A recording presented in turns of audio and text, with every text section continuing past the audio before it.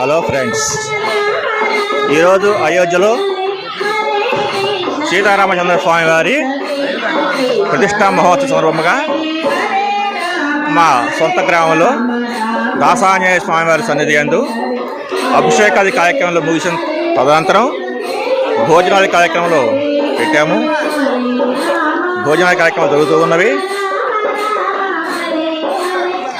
భజన కార్యక్రమం జరుగుతున్నది. విఘ్నేశ్వర స్వామివారు, పంచముఖ నాగేంద్ర స్వామివారు, దాసాంజనేయ స్వామివారు ఇక్కడ స్వామివార్లు కొలువై ఉన్నారు. అయితే ఇక్కడ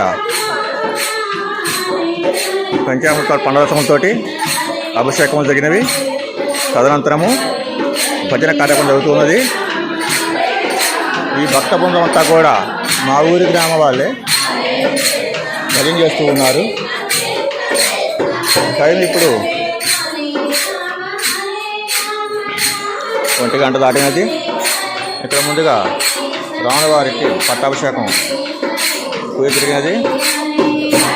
తరువాత విఘ్నేశ్వర స్వామి వారికి పంచామృతములతో పండ్ల అభిషేకం జరిగినది.